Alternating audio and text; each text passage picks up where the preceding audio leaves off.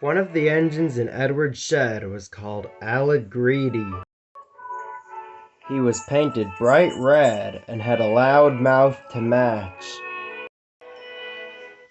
He never seemed to take much notice of Edward, but everyone took notice of Alec Greedy.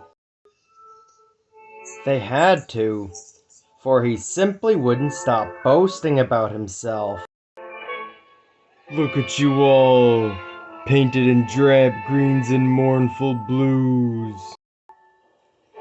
Lucky I'm here to bring some vibrance to this shed. Ooh, ooh, ooh, ooh. Edward chuckled quietly, while the others groaned deafeningly. One morning, Alec Greedy felt very pleased with himself. He'd kept a time, and the passengers told him how splendid he looked. He arrived at the sheds and found Gordon being ready for his afternoon train. Off to fail spectacularly with another goods train, are you? Alec guffawed. Dear me, Gordon. How can an engine like you struggle with a few measly trucks? I hope little Edward is at the ready. Otherwise you will be in trouble.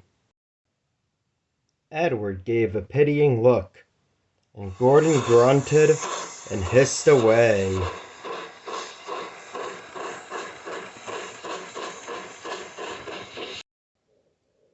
There's no need to tease him, said Edward. Oh, hush, Alec glared. You come out of the shed for a few days and suddenly think you can tell me what to do? I'm the lifeblood of the branch line passenger trains. With my grace and expertise, I'll have the express and... Oh, interrupted Edward. Is that why the coaches needed their coupling hooks mended when I went to fetch them this morning? Because of your, grace and expertise? Alec Greedy scowled and hid himself in a cloud of steam and pretended to be asleep.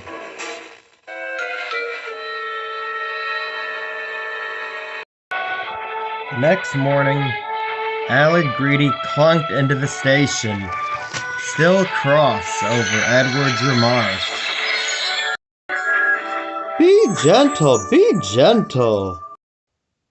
cried the coaches. Come quietly, snarled Alec. Silly little engine. I'll show him grace and expertise.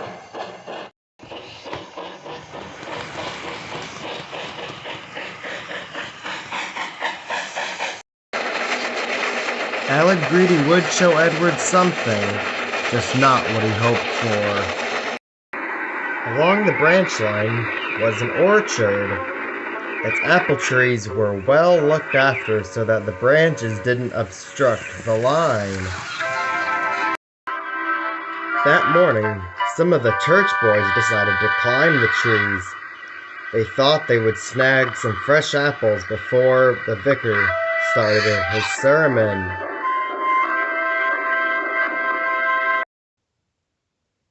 Careful, John, called one of the boys. That branch doesn't look very sturdy. Oh, it's sturdy enough. Just you be ready to catch the apples. Soon Alec Greedy came snorting along. He was still thinking of what he would say to Edward when they next met. Come along, he puffed. The boys saw him approaching. Startled, they scrambled frantically down. The branch John stood on could not bear his weight. Come along. Ooh! Hearing the thud, the driver stopped the train. When the driver and fireman went around to the front, they laughed until they cried. "That's one way to get some peace and quiet, eh?" cackled the fireman. Apples were stuck in Aled Greedy's teeth. Both they and the branch muffled his cries of indignation. "Serves him right. All that boasting gave me a terrible headache," smirked the driver. All day, Aled Greedy traveled up and down the line, the apples and the branch staying firmly in place. The passengers didn't think he was splendid now. They erupted with laughter as he passed by. Aled's face turned as red as his paintwork. Unlike the passengers, the vicar was not laughing when Aled next passed the orchard. "Give me back my apples, you thieving engine!" Aled tried to apologize, but all that came out was muffled gibberish. Sir Topham Hatt wasn't laughing either when he visited the shed that night. "The accident was not your fault. I have spoken to the vicar about keeping his church boys in line. However, I do not approve of the ruckus you've been causing. You will stay as you are. Perhaps a night of quiet reflection will give you some time to think about things." He spun on his heel and strode away. The other engine snickered. "I say, little Edward," winked Gordon, "how does the saying go again? An apple a day keeps the director away." Edward chuckled. It seemed several bushels couldn't keep him from Aled.